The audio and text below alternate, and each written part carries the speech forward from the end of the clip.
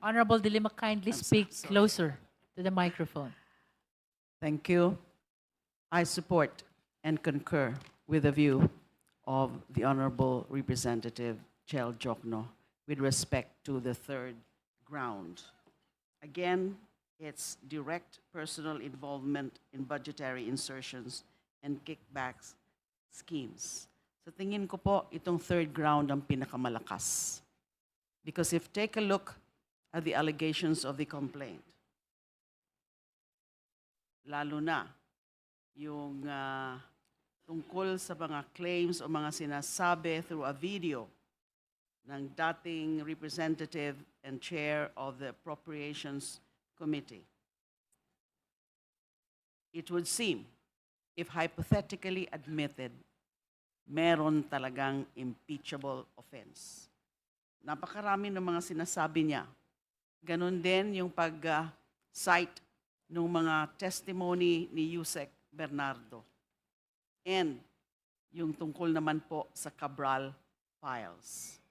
Katulad po ng sinabi ni Representative Jokno, hindi po natin sinasabi na totoo na o paniniwalaan o credible yung mga sinabi na yon ng dating Representative Zaldico sa video. At dapat talaga bumalik siya dito at sabihin niya under oath yung mga claims niya. Napakarami po. Starting from paragraphs 40 up to 51.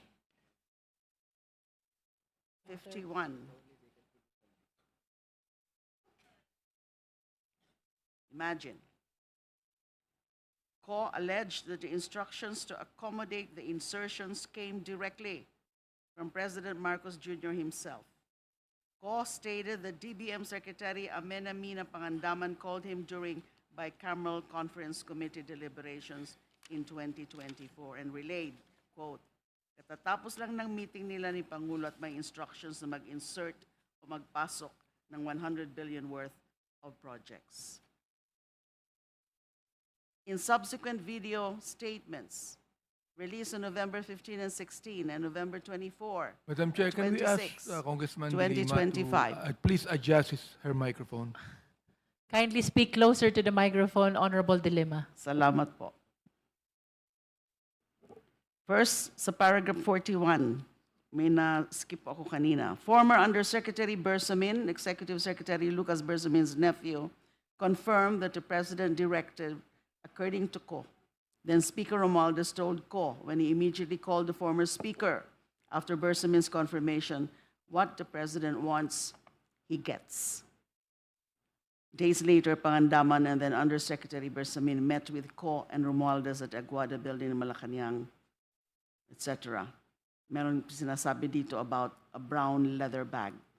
In subsequent video statements released on November 15 and 16 and November 24 and 26, Ko provided additional details. He displayed photographs of suitcases allegedly containing cash delivered to then Speaker Romualdez and President Marcos. He denied receiving money himself, although hindi ho ata nakapaniwala, stating all the insertions went to the President and to Romualdez and that he merely facilitated deliveries. He described the delivery system.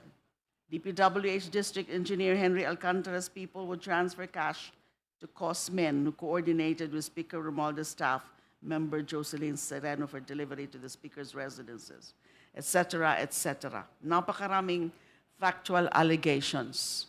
Maniniwala ba tayo kay Ko? Kailangan po niyang bumalik dito para i-affirm niya under oath itong mga allegations. And we cannot simply dismiss them, set them aside, simply because he's now a fugitive from justice.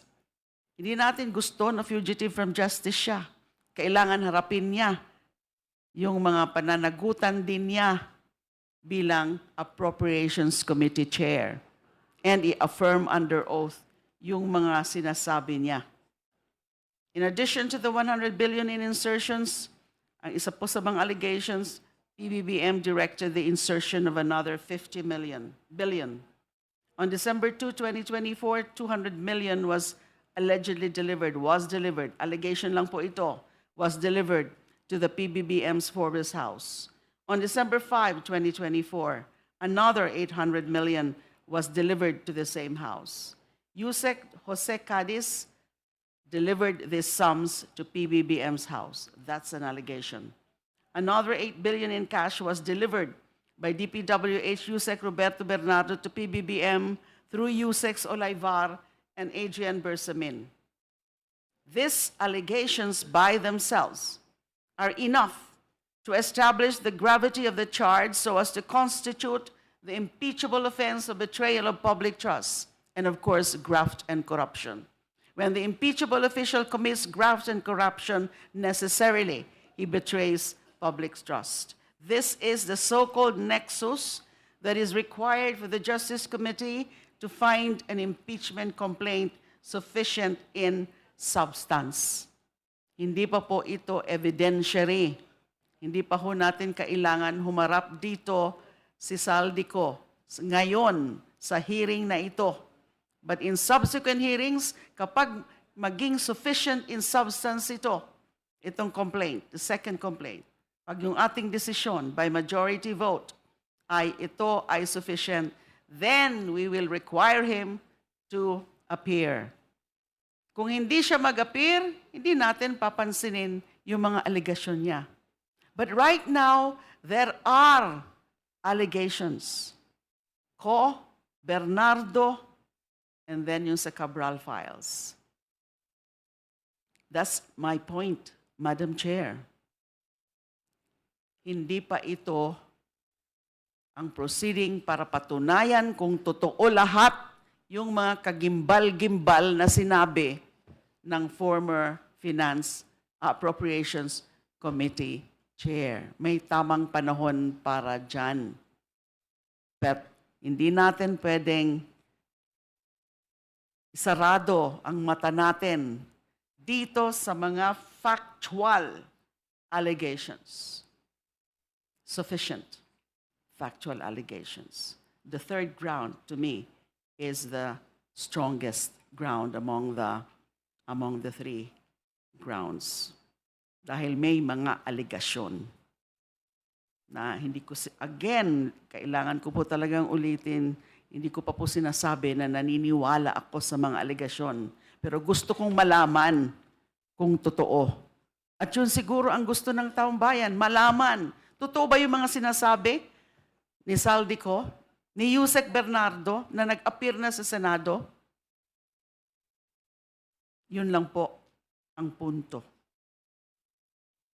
If the Justice Committee is to abide by its mandate and follow its own rules, the sufficiency and gravity of those factual allegations, including the others, in the complaint, and the nexus that they establish with the impeachment ground charge, which is betrayal of public trust. Kasi kung totoo mga yon, that is definitely and unquestionably betrayal of public trust.